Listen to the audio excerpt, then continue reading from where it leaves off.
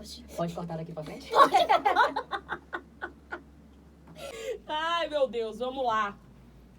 Faça as honras. Bom, e é isso. Sem a parte que veio do corte pra frente que vocês não vão poder acompanhar, está começando mais uma edição do Fala Tu Jogador Podcast. Eu sou o Vitor Costa. E eu sou Pamela Maranhão. E nós estamos mais uma vez para falar sobre futebol piauiense. Mais uma vez vamos falar sobre Série D, sobre Série C, sobre problemas, porque não pode deixar de ter, e problemas tanto do futebol piauiense como do futebol nacional. Cara, é uma confusão. Roda a vinheta. Não tem vinheta, Pamela. Vai! Eu vou inventar uma vinheta e vou colocar agora a vinheta. Ai, Roda a meu vinheta. Deus. Bota só uma Esse tela, negócio rodando uma tela aqui, ó. preta com... Finjam que isto é uma vinheta. Pronto, é uma boa ideia. Criatividade vocês estigaram. Mas vamos, sem mais delongas, olha, porque hoje a gente tem umas pautas sérias para tratar por aqui. Exatamente. Seríssimas. Bom, a gente vai começar com o Campeonato Brasileiro Série D, né? Da outra vez a gente começou com a Série C, agora vamos fazer o inverso, caminho inverso. Vamos começar Democráticos. Campeonato Brasileiro Série D, que teve a sua estreia, os times piauienses estrearam com duas estreias bem distintas. Enquanto o Parnaíba estreou jogando em casa contra o Tocantinópolis e vencendo a sua partida, o Fluminense visitou o Ferroviário em Fortaleza e saiu de lá derrotado com fazendo um adendo aqui, com gols de Ciel, que Pamela Maranhão, quem for lá no podcast passado vai ver que Pamela Maranhão falou sobre Eu o alertei. atacante Ciel. Alertei sobre E ele. o que o Ciel fez? 2 gols. Dois E decidiu a gols. parada. Resolveu. Né? O placar 2-0 para o Ferroviário e o Ciel marcando os 2 gols da partida. Mas antes de falar do Ferroviário e Fluminense, vamos falar sobre o Parnaíba contra o Tocantinópolis. Né? O placar foi de 1-0 para o Parnaíba, gol do Carlos Henrique, que é o famoso Suquita, não sei porque que inventou de... Sim, né? depois que ele cresceu, ele decidiu Virou virar um Carlos novo Henrique. homem. Suquita. Tá errado isso, Suquita. Suquita, você... Confunde a nossa mente. Você é nosso já faz tempo e é Suquita. Exatamente. Brilhou aí, foi o homem do gol do Parnaíba. Pelo menos o Parnaíba conseguiu fazer uma estreia mais tranquila, né? Pra Exatamente. vencer é sempre importante, principalmente em estreia, que é um jogo diferente, porque tem um pouco mais de ansiedade por ser uma nova competição. Então a equipe do Parnaíba, que a gente comentou aqui, não tem expectativa tão grande, não vimos grandes contratações, mas deu um primeiro passo dentro de casa importante na competição. Uma palavra que o Oliveira Conidé, que é o treinador do Parnaíba, falou várias vezes na entrevista pós-jogo foi: esse é um time que luta, esse é um time que briga, esse é um time que tem garra. É o suficiente? Não é, mas é muito importante que se tenha na Série D, principalmente para um Parnaíba que a gente sabe que sempre é um time aguerrido, jogando em casa então nem se fala, sempre é muito complicado jogar contra o Parnaíba lá no Pedro Alelaf, que é o estádio Monsanto, Piscinão, é o estádio que mais tem nome no Brasil. Mais uma vez se provou isso, que é um time que vai ser aguerrido, que é um time que vai lutar, é um time com a cara do próprio Oliveira, que tem esse tipo de estilo de jogo, esse espírito da Série D, assim, ele gosta bastante de implementar. Porém, como a gente falou, vai ser o suficiente? Não sabemos. Eu já falei, vou repetir, não tenho boas perspectivas, não acho que o time esteja pronto, esteja com todos os reforços, com todas as posições bem prontas mesmo assim para que o time seja um time forte. Porém, 3 pontos na conta. Não tem muito o que se discutir quando você sai de um campo com um jogo de Série D com 3 pontos e o Parnaíba fez o dever de casa. É isso mesmo, né? Fez o dever de casa e dá uma tranquilidade para esse trabalho da semana do professor Canindé para a sequência, né? E ele tem muita consciência disso, né? O Canindé é muito pé no chão nesse sentido de saber que ele não tem super peças, um cara diferente no elenco às vezes que vai resolver, mas sabe que o time tá muito... Ele, quer dizer, tá tentando colocar na cabeça essa unidade, essa coisa de ter raça, de ter força de vontade, de tentar buscar algo a mais até no sentido individual, porque é uma vitrine, né, no sentido de sequência desses atletas para a temporada seguinte. Então, tudo isso ele usa como argumento e ele tem essa fala, assim, bem motivadora, né, como o principal ponto, e ele vai enfrentar um adversário que ele conhece muito bem agora, que é o Atlético Cearense, né, que é lá da terra dele. Ele acompanhou o Atlético Cearense também durante a Série C do ano passado, a gente lembra, foi um dos clubes que caiu de divisão e, digamos assim, por muito pouco não consegue ficar, porque o Atlético Cearense teve um começo muito ruim, mas no final teve uma quantidade muito boa de bons resultados que não foi o suficiente para se manter dentro da Série C. Então, é uma equipe que, por ser uma equipe cearense, tem um pouco mais de estrutura, né, conhece um pouco mais a competição, vem com aquele amargo de ter caído da terceira divisão nacional, que eu acredito que vai tentar brigar diretamente por um acesso. Então é um segundo rival difícil. É um time que não tem muita preocupação como outros times têm, por exemplo, de pagamento em dia e tal, porque é um time de empresário, né? Um time lá do Arigol, que é o atacante que é brasileiro nacionalizado russo, que faz um trabalho de empresariar atletas através do Atlético Cearense, né? Tem vários jogadores que hoje estão fazendo sucesso no futebol brasileiro, que começaram lá com ele. Não bem que começaram, mas que passaram por lá e ele conseguiu fazer dinheiro. Né, o caso do Hércules Piauiense, que está no Fortaleza, passou por lá. O próprio Eric Puga também, que foi vendido agora para o Ceará, era a parte do 50%, eu acho, do Eric Puga, era do Atlético Cearense. Então, assim, é um dinheiro que vai entrando e que ele consegue manter bem o projeto com esse dinheiro. Então, assim, essa partida do Parnaíba contra o Atlético Cearense lá, não é porque é um time que não é tão conhecido e tudo mais que vai ser fácil, com certeza. O time é bem montado, o time tem sua estrutura e tem uma base forte que pode ajudar o Atlético Cearense nessa Série D. É isso mesmo, né? E o outro adversário do outro time piauiense dessa rodada também vai ser uma equipe cearense, né? Que é a equipe do Caucaia, né? Que vem, né, para o estado do Piauí enfrentar o Fluminense, né? O Fluminense que, como a gente já apontou, estreou com resultado negativo, né? Não me surpreendeu tanto, né? Dado a qualidade que tem a equipe do Ferroviário, que, como a gente destacou, é uma das equipes que chamou bastante atenção no Campeonato Cearense, né? Tem um time que não se desmanchou depois do Campeonato Cearense, chegou até as semifinais e tem aí o Ciel como principal diferencial. Não sei como que conseguiram manter o Ciel para essa Série D. Não é, né? É verdade. Eu tenho certeza absoluta que proposta de time, pelo menos de Série B, o Ciel teve. Sim. Pelo que ele fez na temporada passada pela Tombense, que foi bastante... elogiada a temporada que o Ciel teve, né, pela idade e tal, mas que ele foi muito bem pela Tombense. Foi jogar com o Ferroviário, foi por conta de Copa do Nordeste e tudo mais, mas foi mantido para a Série D. Realmente, conseguiram fazer. O esforço deve ter sido absurdo. E eu tenho certeza absoluta que vai valer a pena. É o tipo de esforço que a gente sabe que vai ter um retorno rápido e muito bom. Porque o Ferroviário foi outro time que caiu, né, da Série C e com certeza vai brigar aí pelo acesso, né? Essa Série D. A Série D, na verdade, é uma competição extremamente cruel e quando eu converso com os jogadores, principalmente a galera que já disputou uma Série D e já disputou uma Série C e uma Série B, eles falam, não, Pamela, nada é pior ou mais difícil do que uma Série D. E principalmente com esse formato que está nos últimos 2 anos. Verdade. São 14 jogos na primeira fase. Aí você... 14 jogos. Aí você se classifica, né? Dos 8 ficam os 4 equipes. E aí, primeiro mata-mata, você cai. Ou seja, não adiantou de nada. Então, assim, passou 3 meses brigando, 4 meses brigando e tchau. Tá lá o outro time, no ano seguinte sem divisão. E são muitos mata-matas, né? Até você chegar na semifinal. Ainda tem isso para piorar. Então, realmente é uma competição muito, muito complicada. Eu acho que é a divisão mais difícil que existe aqui no futebol piauí, ou no futebol brasileiro. E fora as distâncias longínquas, né? Porque você tem clubes de acessos péssimos. Pois você tem clubes em todo lugar. É complicado mesmo, mas enfim. E dentro disso tudo, o Fluminense que não conseguiu entregar uma boa estrutura de jogadores, um bom elenco, e que, pior ainda, vem cometendo sucessivos erros. Né? Erros administrativos que obviamente refletem dentro de campo, porque é um time de futebol. Né, Pamela? E foi um dos assuntos que a gente tem essa semana, nesse início de semana, que o Fluminense, nós falamos na semana passada, no primeiro episódio, que o Fluminense tinha dispensado 9 atletas, que tinha sido um erro a forma que foi feita, e parece que só piora. Aquela história daqui pra frente é só pra trás, né?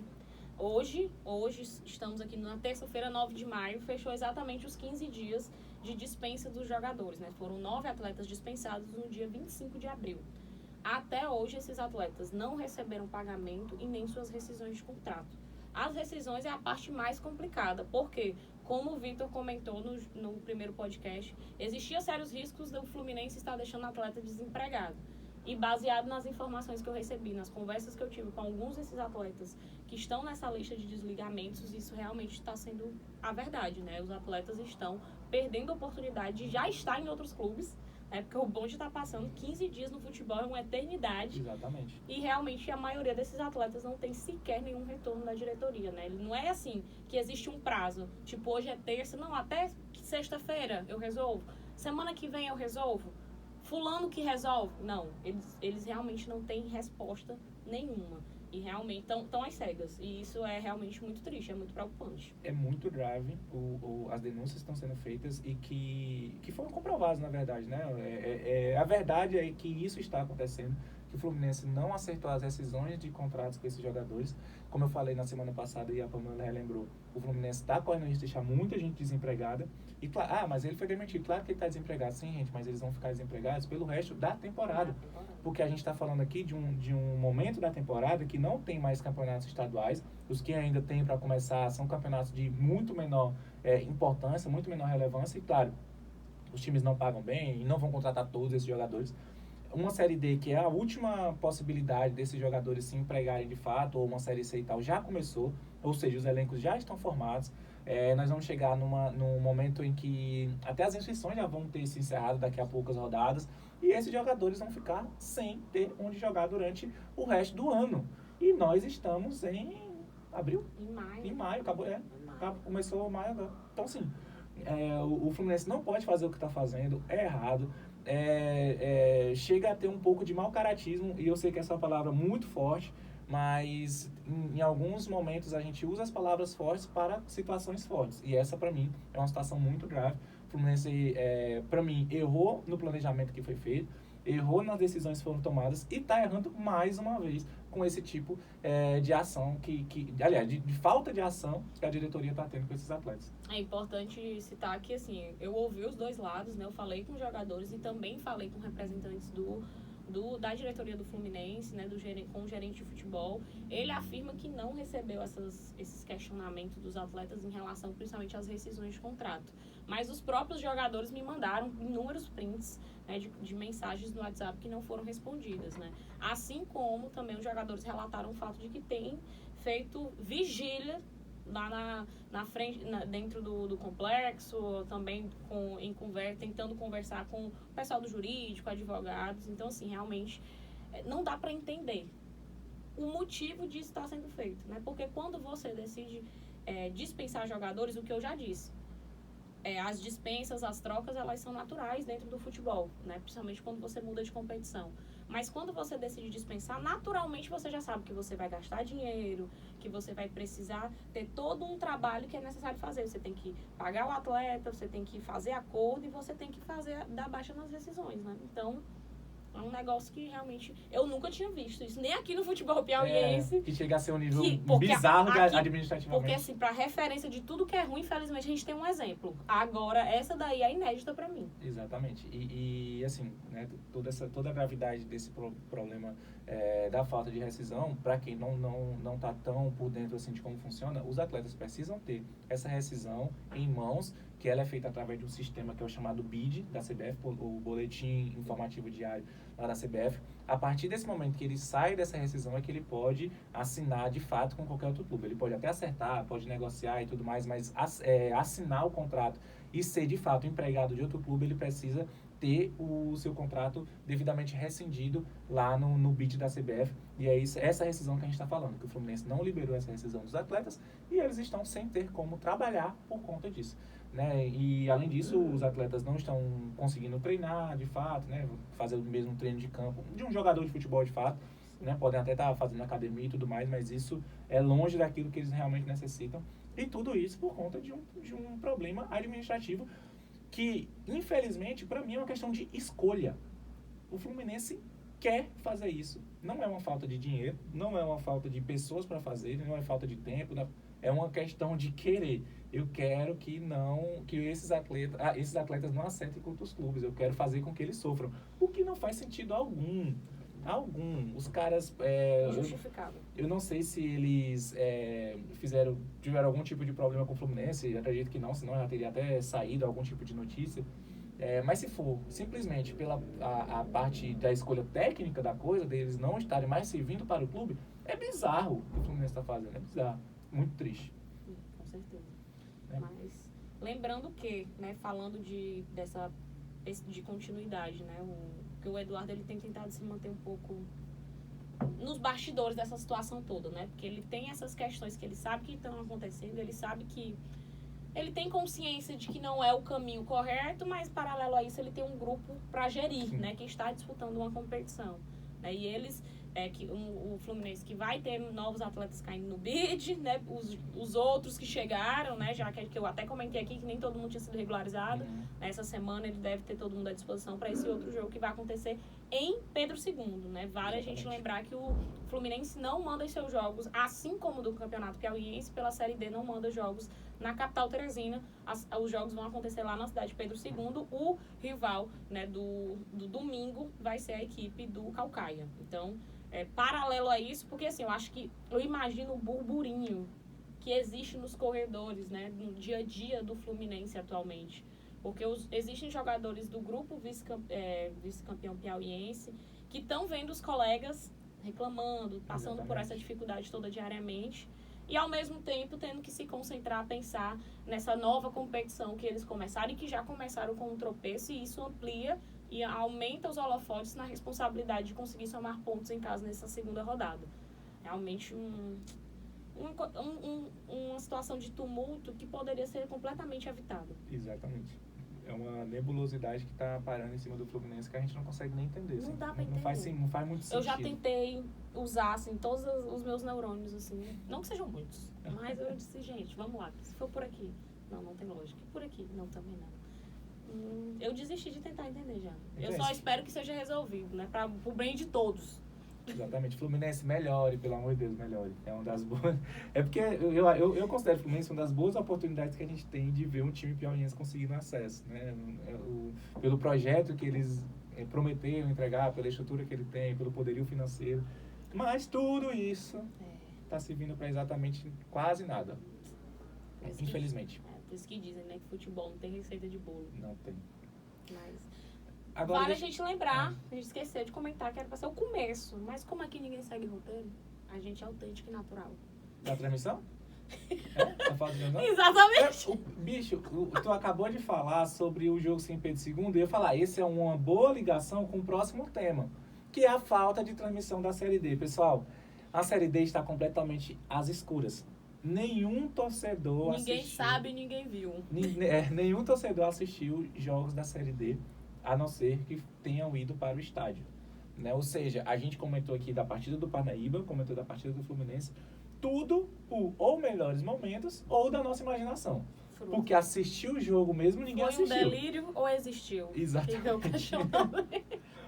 Aí vocês podem estar achando a gente muito cara de pau de ter feito toda uma análise sobre os dois clubes, os dois jogos, mas você pode voltar e perceber que a gente não falou de parte técnica, de parte...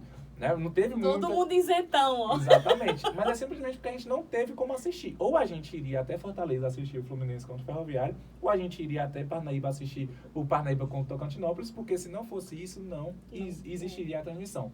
O que é absolutamente bizarro. Gente, em 2023, cara. Não, e se não tivesse várias possibilidades de ter a transmissão, eu não falaria nada. Porque nós estamos em 2023, mas não tem como fazer. Só se for na TV. Não, gente. Hoje a gente tem internet, a gente tem site pra caramba, a gente tem o YouTube, a gente tem a Twitch, a gente tem... centenas de milhares de streams. Exatamente. E simplesmente nenhum passou o bendito de um jogo de futebol, de Campeonato Brasileiro, né, que é para ser um dos principais produtos do futebol brasileiro no ano. Não assistiu, ninguém conseguiu assistir. Aí você pode estar pensando, pô, mas Fluminense é um time que não tem tanta torcida, o Parnaíba jogou em casa, né? Não. Beleza, pessoal, porém, vai acontecer um momento onde a gente não vai conseguir acompanhar esses clubes de maneira nenhuma, né? O que é muito prejudicial para a gente como jornalista, para o torcedor e para o próprio clube, que não vai ter suas marcas estampadas. Sim. E tudo mais. E clubes, por exemplo, como o Santa Cruz, um dos principais clubes, um dos mais tradicionais clubes do Brasil, o Santa Cruz não vai ter seus jogos transmitidos para uma torcida que é gigantesca lá em Pernambuco. Então, assim, são coisas que acontecem no futebol brasileiro. A gente não consegue entender os motivos disso acontecer, porque assim, as desculpas existem, mas se elas são realmente motivos de acontecer, é que realmente complica muito da gente fazer qualquer tipo de análise. E o pior, para completar tudo, além de não ter a transmissão por, teoricamente, falta de um interessado em fazê-lo, né, porque a empresa que iria fazer era Instat, que fez na temporada passada, com vários problemas, com várias reclamações, mas pelo menos teve. Né? Na falta do 0, pelo menos 1 é alguma coisa. A Instat fez essa, porém desistiu. Né? Ao final da temporada da Série D, ele informou para a CBF que não iria mais querer fazer essas transmissões. A CBF, então, começou a buscar, começou a buscar outros parceiros. Até o momento não achou nenhum. E a outra possibilidade de acontecer, já que existe uma lei aqui no Brasil que foi sancionada naquela época, ainda em época de pandemia, que é a famosa lei do mandante, onde o próprio clube que está mandando aquele jogo é que tem o direito de fazer a transmissão onde ele bem entender, né? Inclusive, o Flamengo utilizou isso durante o Campeonato Carioca, né? Vocês lembram bem desse caso. O Atlético Paranaense utiliza isso hoje em dia, né? Os jogos do Atlético Paranaense ou são vendidos separadamente, ou apenas a Cazé TV que faz a transmissão, né? Não tem mais aquele conglomerado. Todos os clubes precisariam fechar com a mesma equipe de TV. Mesmo essa lei do mandante estando em vigência, ela não está podendo ser utilizada pelos clubes. Mas por que, Vitor? É algum problema da lei? Não. É porque as informações que a gente tem aqui, a CBF não quer que os clubes façam as transmissões. E, para isso, para fazer com que os clubes não façam essas transmissões através da lei do mandante, a CBF ameaça os clubes de tirar parte dos seus custos, que a CBF tem custos com despesa dos clubes, né? Questão de transporte, questão de hospedagem, alguns custos do próprio jogo também, arbitragem e tudo mais. A CBF paga esses custos e a CBF está ameaçando tirar isso, fazer com que os próprios clubes tenham que fazer, tenham que arcar essas despesas. E, bom, os clubes ficam de mãos atadas, porque não podem perder tanto dinheiro assim com esses custos e principalmente tal. quem tá numa Série D, né? E numa competição que tá mais longa, que antigamente eram 6 jogos, hoje em dia a Série D são 14. Então, assim, os clubes realmente não têm de onde tirar essa grana toda aí. E simplesmente vão ficar sem transmissão até o belo momento onde algo se acertar. Se é que vai acontecer. Eu tô joelho no chão em oração pra alguém pegar essa bomba e começar a fazer. Porque o problema de pegar as competições no decorrer da competição aconteceu o que aconteceu, por exemplo, com a Copa do Nordeste. A Copa do Nordeste esse ano teve alguns jogos que chegou a não ter transmissão, né, na primeira rodada. Exatamente. Porque tava esse impasse entre CBF, o antigo canal que não aceitou o novo contrato de valores e eles procurando um outro canal que foi o Nosso Futebol, que surgiu já nessa temporada aí 23, pensando especificamente na Copa do Nordeste, mas a transmissão não foi lá essas coisas, né? Porque quando você pega o bonde, o carro andando, é mais complicado. Mas tomara, né, que consiga, que apareça algum abençoado para começar a transmitir essa Série D, porque tá foda, viu? Exatamente. Algumas torcidas já estão, claro, tentando buscar algum tipo de possibilidade, né? Fazendo apelos até para quem não tem nada a ver com a parada, para ver se consegue resolver. Até agora nada foi resolvido. Acho que a melhor possibilidade que existe de ser feito alguma coisa é uma transmissão via stream, como era feito nas últimas temporadas, né? Através da... Como é o nome? Da Zon, não. Não, Eleven Sports. Da Eleven Sports, exatamente. A Eleven Sports já mudou tantas vezes de nome que eu já estou perdido. E agora ele foi comprado pela DAZN, por isso que eu confundi com a DAZN. Eleven Sports agora é da DAZN. Mas enfim, até agora nenhum acerto e continuamos sem assistir Série D. E pra gente, especificamente nós dois, é pior ainda, porque o Fluminense joga em Pedro II, o Parnaíba joga em Parnaíba, e nós dois estamos aqui, né, cara a cara um com o outro, fazendo várias análises de jogos que a gente não assistiu. E nem vai assistir tão cedo, aparentemente. Ai, cara, nem os melhores momentos. Até os melhores momentos estão complicados. No máximo a gente assiste os gols, né? Olha que dificuldades. E olhe lá. Te dizer, viu? Agradecendo aí as emissoras de TV que fazem esse trampo. A humilhação tá grande nessa Série D, viu? A humilhação tá grande. Todo o esforço que a gente faz para trazer as informações para vocês, isso aí precisa ser valorizado também. Nos ama e nos valoriza. Hashtag. E aí, vamos pro próximo assunto? Cara, a gente só tá criticando. A gente vai ter que elogiar alguém. Não vai ter como. Mas não vai ser não agora. Não vai ser hoje. Porque o Altos... Vai ficar volto. O Altos também perdeu. Deixa eu até me ajeitar aqui na cadeira. Deixa eu me ajeitar. Quem acompanha a Pamela Maranhão nos stories sabe que ela uma coisa se muito guardou. Forte, vem uma coisa muito forte. Normalmente ela é muito ácida nos stories, dessa vez ela se guardou pra ser ácida aqui no Fala Tu Jogador Podcast. E eu, a partir desse momento, estou calado. Não. Esse jogo eu assisti. Assisti. Tá? Não, eu quero que você comece, né? Vamos lá, eu vou fazer a introdução de milhões. Vamos lembrar, teve jogo ontem, Arena Batistão, lá em Sergipe, e a equipe do Altos perdeu para o Confiança por 2-1 de virada, né? Saiu à frente no placar e depois... Cheguei a me iludir tão forte, cara. Então... Né? No WhatsApp eu mostrei, tava iludido. Total. A gente veio e pegou e disse, agora. Primeira vitória logo fora de casa, vamos ficar grandão. Vai ficar grandão todo mundo. Piauí gigante pela própria natureza. E ficou por isso. E ficou com Deus. Mas enfim, Altos conheceu a primeira derrota já dentro dessa Série C. A gente lembra o primeiro jogo jogando em casa, empate em 0-0 contra o Figueirense. Foi um jogo que a gente tinha notado que não dava para servir de muito parâmetro, principalmente de testes defensivos, né? Já que a equipe do Figueirense não quis jogar. No jogo lá contra o Confiança, a coisa foi diferente, né? O cenário mudou bastante. Primeiro, acho que é importante frisar que a gente tinha um campo de verdade para jogar, né? A bola rolando, jogo de alta intensidade, lá e cá, trocação. E uma das coisas que deu para perceber é o desgaste desse Altos, né? Tanto é que atletas que são conhecidos pela velocidade, pela imposição física, não conseguiram sequer ficar no jogo até o final, que foi o caso do Fumaça e do Elielton, né? Os 2 pontas da equipe do Altos. O Altos fez um primeiro tempo muito ruim, né? Tanto é que o destaque do primeiro tempo foi o goleiro Rafael Mariano, que fez defesas absurdas. O melhor jogador do Altos na partida, com sobras. Exatamente, né? Salvou pra caramba. O Dieguinho, que foi o autor do gol, soube ser oportunista ali dentro daquela situação, mas é um gol que também tem um pouco de demérito do adversário, porque errar ali uma saída de bola facilitou um pouco a coisa, não tirando os méritos do Dieguinho. Foi esperto, mas realmente recebeu um presente embrulhado e bem tudo, legal. Um laço e tudo, né? Mas enfim. E aí, no segundo tempo, o Altos melhorou um pouco, principalmente com a entrada do Tibiri, né? Que inclusive, na hora que acabou o primeiro tempo, eu disse, o Tibiri tem que voltar no segundo, né? E entrou. E entrou. O Testão recebeu o uniforme aqui, ó, no ponto. Pois a Pablo disse que lá do... Entrou, amenizou o problema ali no meio de campo, porque precisava do cara para fazer mais falta, para jogar um pouco mais duro, porque o jogo tava muito acelerado, né? Então, o Altos estava sofrendo um pouco mais. O Altos estava sofrendo mais quando estava com a bola. É verdade. Quando estava com a bola, era o momento que o Altos mais sofria, porque ele não sabia o que fazer. Teve um problema muito grave na armação do Altos. Esse é um resumo desse jogo.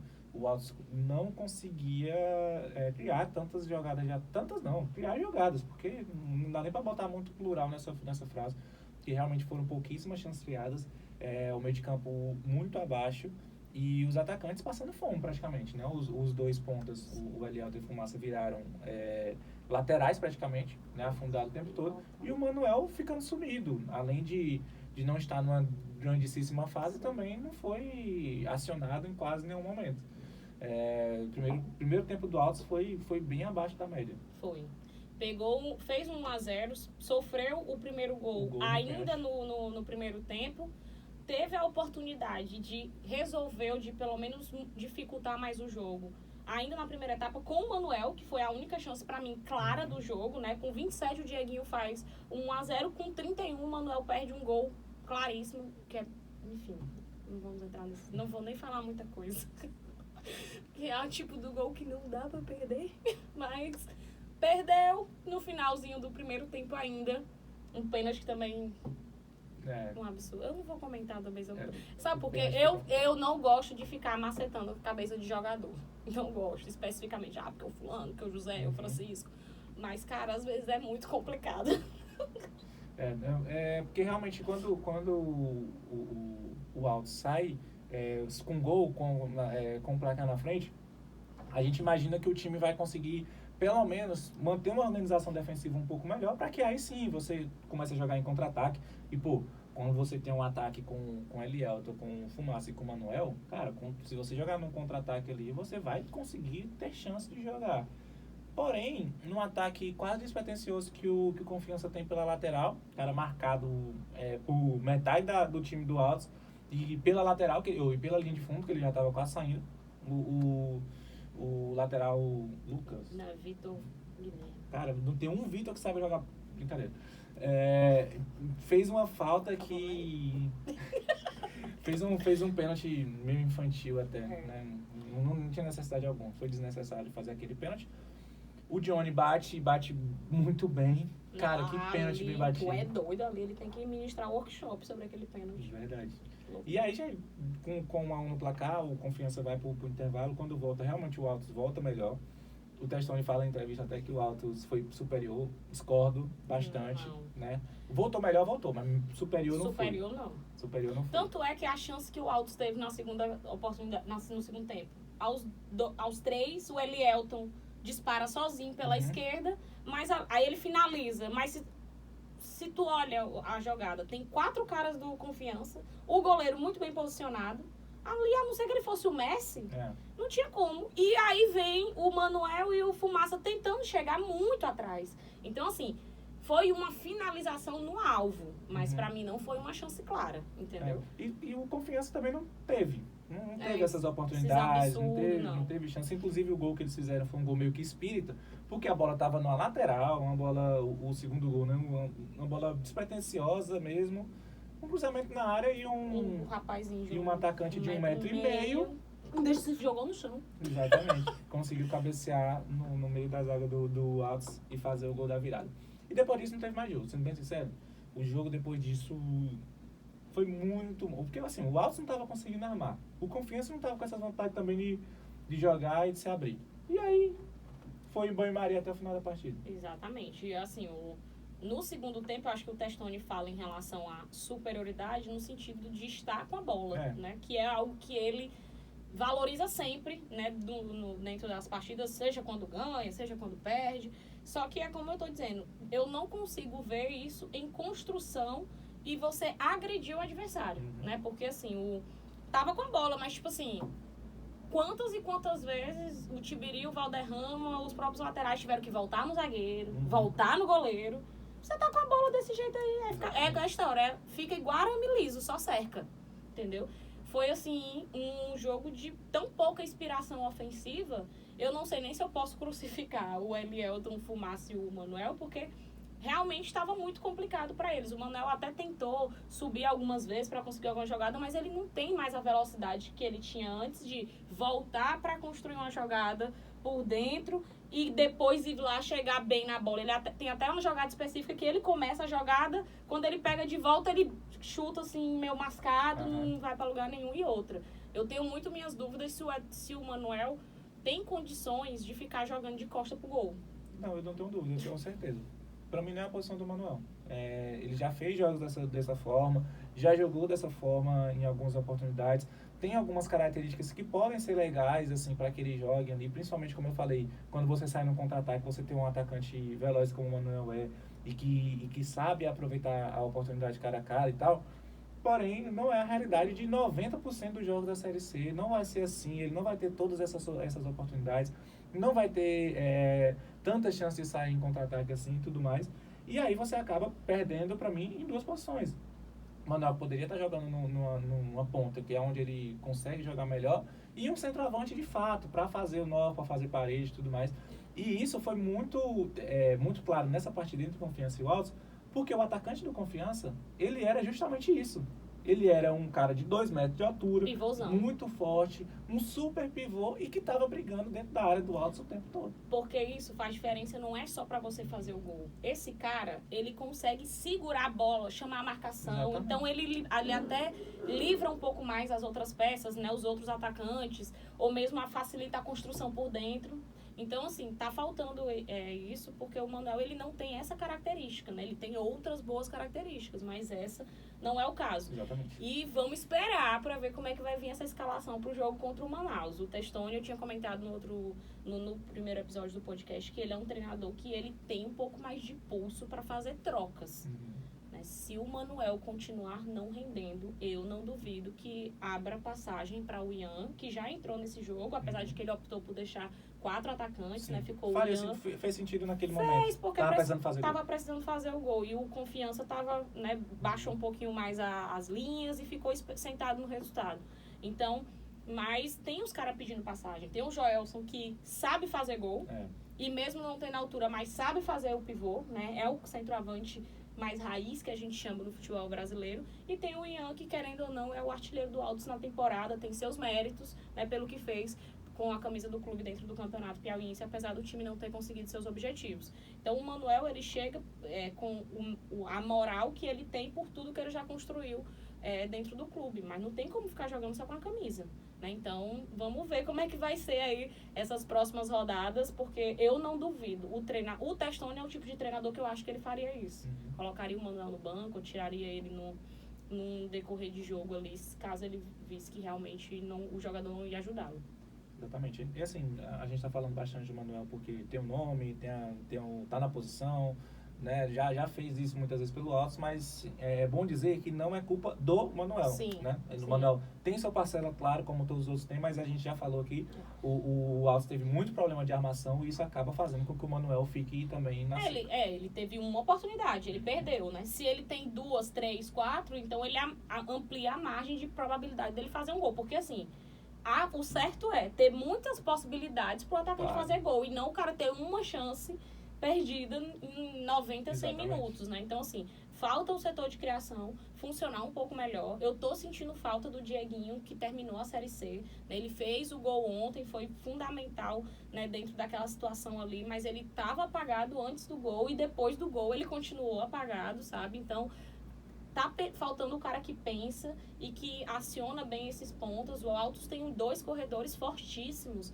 tanto os titulares como os reservas, porque o Mikael e o Bruno Henrique que entraram, 2 meninos, um com 20 anos, outro com 22. Os caras entraram numa fome absurda. Então, assim, vão ser atletas que, entrando num ritmo e dentro de um time com um pouco mais de liga, eles vão fazer muita diferença. Então, os corredores do Altos, para mim, são as soluções para o decorrer da competição. Mas se não conseguir fazer com que essa construção por dentro aconteça um pouco mais, vai ficar muito difícil. O Altos que está incorporando esse elenco, alguns jogadores que foram contratados começaram a ter mais oportunidades, né? O Valderrama já está jogando, o Tibiri começou também a jogar agora, o Dieguinho está jogando, o Manuel já começou como titular. Então, assim, a gente tem perspectiva de que pode crescer, o time pode evoluir. É isso que a gente torce para que aconteça. Por enquanto, as coisas não estão muito legais pro lado do Altos. E que tem um problema agora que vão ser 2 jogos fora de casa, né? Não, agora joga contra... Jogou contra o Confiança, agora tem mais um jogo fora de casa. Isso. No domingo, chega hoje de madrugada, né? Ou na segunda-feira, segunda para terça. Não, terça... Hoje é terça, gente. Terça pra quarta. Eles jogaram na segunda. Jogaram segunda e chega da terça pra quarta. Até eu me confundi aqui. É isso aí mesmo. Aí chega da terça pra quarta, aí vai ter a quarta, a quinta, na sexta já viajam novamente. Na madrugada, né? Porque só tem voo na madrugada. Na sexta pro sábado vão para Manaus, onde vão enfrentar os donos da casa, que vem de resultado negativo, perdeu 2-0 pro Operário de Ponta Grossa jogando fora e precisa mostrar serviço para também não ficar mal dentro da competição, né? Mesmo sendo um momento inicial, dentro de casa todo mundo vai querer mostrar serviço. Então essa sequência aí são 2 jogos fora de casa, 2 jogos complicados e viagens super desgastantes, como se não bastasse, né, os rivais em si, vindo com uma derrota nas costas, né, querendo ou não pesa mais. Então, realmente, esse próximo jogo, né, a gente espera que ele consiga somar pelo menos um ponto. Que aí já dá um pouco mais de tranquilidade, porque o meu medo são as turbulências que acontecem na cabeça do presidente do time. Quando o Barton começar... Entendeu? O liquidificador bate lá e ele, peraí. Aí, meu amigo, loucura, insanidade. Então, assim, é para poder permitir que esse trabalho do Testoni tenha continuidade, para que esse time consiga dar um pouco mais de liga, mais de consistência, porque, como eu disse, não é que nada presta, né? Porque empatou um jogo e perdeu outro, mas tem muita coisa que precisa ser corrigida, claro, existem muitas limitações técnicas, de fato, né? Eu acho, inclusive, que poderia se reforçar um pouquinho mais em algumas posições. Era isso que eu ia falar. Eu acho que o Testoni tem que entrar no modo Sampaoli aí. Necessito reforços. Eu acho que ele tem que pedir alguns reforços aí. Umas 3 pecinhas aí. Eu acho que seria interessantíssimo. Mandar o presente abrir o cofre. Exatamente. Né? Como eu falei, o time está se incorporando, mas eu acho que ainda está faltando alguns nomezinhos ali. Acho que 2 ou 3 resolveu o problema. Ou 11 também. Né? Não, tô brincando, gente. 2 ou 3. É brincadeira, é só pra começar, só pra terminar uma coisa mais, um clima mais leve. Inclusive, coisa mais tem alguma gourmet. Notícia boa pra tu me passar aí? Sério, tem alguma notícia boa? Porque eu acho Que que pode muito ser gravada, acho que não. Gravada nada, não. né? Não. Cara, é complicado. Mas não, vem aí, no próximo episódio. É verdade, né? A gente O próximo episódio é entrevista. vai ser entrevista. Fechou. Coisas boas, felicidade, a vida é um morango. Vamos tentar ver se o tema da entrevista pelo menos é um tema bom. Vamos tentar. Vamos tentar, no Brasil. É isso. Esse podcast tá muito pra Tá, baixo. bad vibes. Mas Tá a muito culpa não é caso nossa. podcast do Alisson Paixão, Meu que é meu Deus. chefe, que ele só fala de crime. A gente tá indo no mesmo nível. Tá vendo? Mas infelizmente a realidade da vida em todas as editorias não tem sido fácil. Bom, pessoal, então é isso. Por favor, se inscrevam aí no canal do Fala do Jogador Podcast. Deixe seu like, seu comentário, sua sugestão de pauta. Exatamente. Pode pode escrever lá, que a gente lê tudo, a gente olha tudo. Estamos no Spotify, estamos no YouTube, estamos no Instagram. E estamos no Facebook. E estamos chique. Exatamente. Então, assim, falta de lugar para você nos seguir, nos perseguir e nos contactar, que não falta. Né? Então, assim, fiquem muito à vontade, façam suas sugestões, seus comentários, suas perguntas. Muito à vontade até a página 7, tá? Também eu falei muito à vontade. Não é para bagunçar também as paradas, não, que de bagunça já basta os dois apresentadores aqui. É verdade. Então é isso, tamo junto? Falou.